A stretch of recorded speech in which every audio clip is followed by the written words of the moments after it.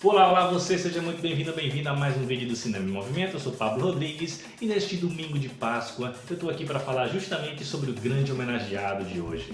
Pois é, galera, eu estou aqui para falar hoje sobre Jesus Cristo. Pois é, mas este não é um vídeo religioso, não se preocupem, tá? Eu estou aqui para falar de Jesus porque ele é simplesmente o personagem mais retratado pelo cinema, né? O personagem mais popular da história do cinema.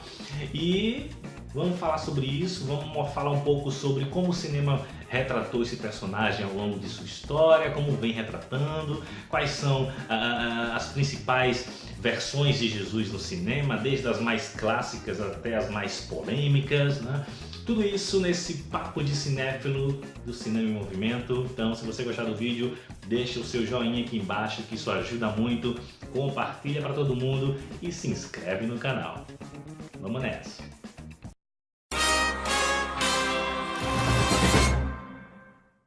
A história de Jesus é a mais retratada pelo cinema, desde a sua origem. Os primeiros filmes sobre Jesus surgiram na época do cinema mudo, lá em 1898, 3 anos após o surgimento do cinema. Mas foi no início do século XX que os filmes sobre Jesus começaram a ficar mais elaborados, mais artísticos. Durante a época do cinema mudo, várias produções sobre a vida de Cristo foram feitas, né? Produções grandiosas, de destaque. Hollywood também não ficou de fora, né? Em 1927 a gente teve a primeira versão de O Rei dos Reis, dirigido pelo Cecil B. DeMille, mas a partir da década de 30 a Igreja Católica proibiu que Jesus fosse retratado no cinema, né? Que a imagem de Jesus fosse mostrada nos filmes, pelo menos de frente, né?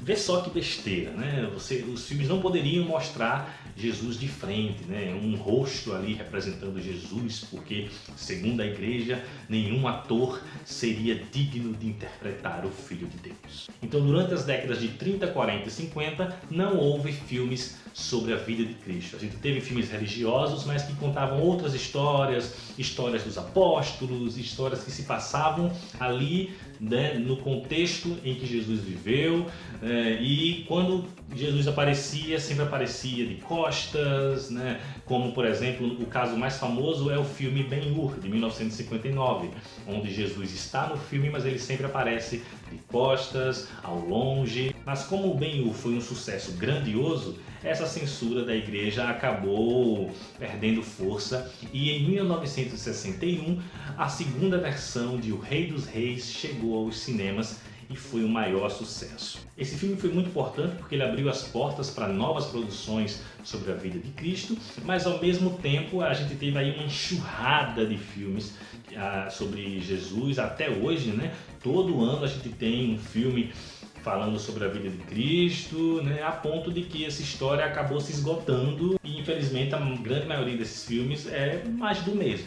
Mas mesmo em meio a muita mesmice, a gente teve de lá para cá alguns filmes que se destacaram. A gente poderia dividir esses filmes entre os mais tradicionais, os mais clássicos, né, que trazem uma visão mais fiel às escrituras, né, de um Jesus mais divino, e tem aqueles que tentam trazer algo diferente, que tentam trazer uma visão um pouco diferenciada sobre essa história. Entre os mais tradicionais, a gente poderia destacar o já citado O Rei dos Reis, que tem uma questão interessante porque a história do filme ela é contada do ponto de vista de vários personagens.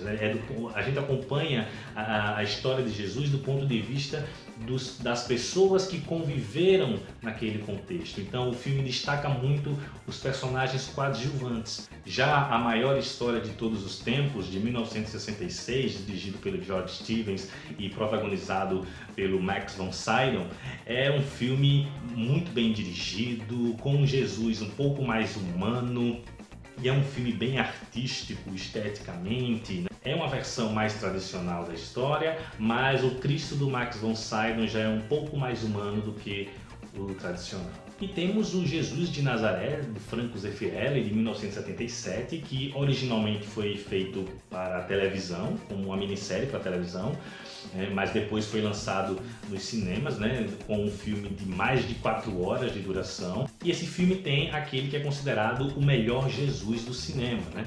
A atuação do Michael Powell aqui como Jesus é simplesmente brilhante. Ele encarnou o papel como nenhum outro, tanto é que ele não conseguiu nenhum papel de destaque depois na sua carreira, de tanto que ele ficou marcado pela sua atuação aqui nesse filme. E o filme também é muito bem feito, dirigido com muita sensibilidade pelo Franco Zeffirelli e é bem fiel aos evangelhos.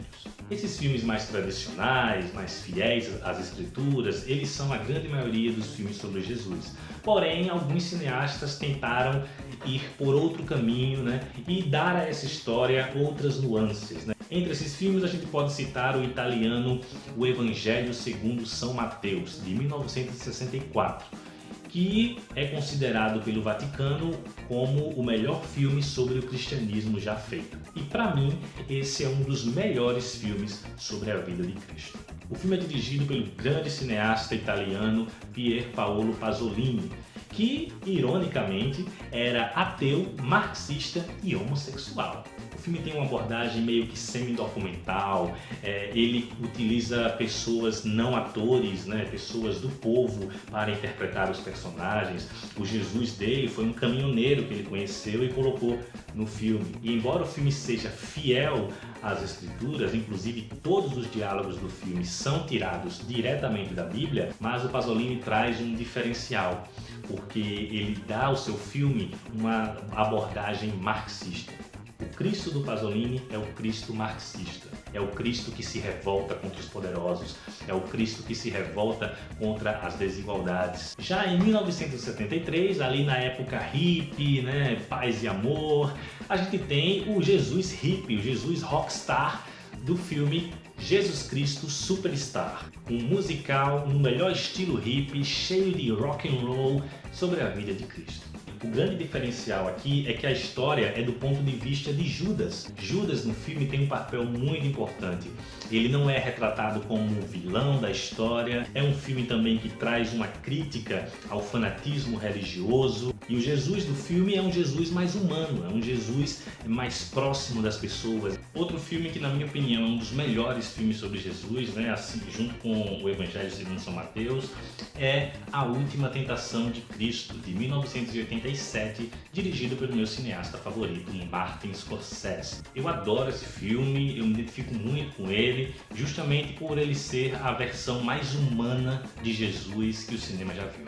O filme não busca ser um registro fiel dos acontecimentos, né, dos evangelhos, muito pelo contrário, ele assume que é uma ficção sobre a história, é uma versão, ele transforma a história em uma alegoria para falar de outras questões humanas, mas isso não foi bem compreendido na época, né? Principalmente pelo fato do filme retratar Jesus tendo uma família, casando, tendo relações sexuais, mas tudo dentro de um contexto coerente na narrativa, né, mas que infelizmente as pessoas não entenderam. Antes mesmo do filme estrear, houveram vários protestos no mundo inteiro com relação ao filme. A própria igreja tentou proibir a exibição do filme, muitos cinemas se negaram a exibir o filme. De lá para cá, o único grande filme de destaque sobre Jesus é A Paixão de Cristo, de 2004, dirigido pelo Mel Gibson, que, embora traga um Jesus mais tradicional, mais clássico, porém o grande diferencial desse filme é o fato dele ser o filme que melhor retrata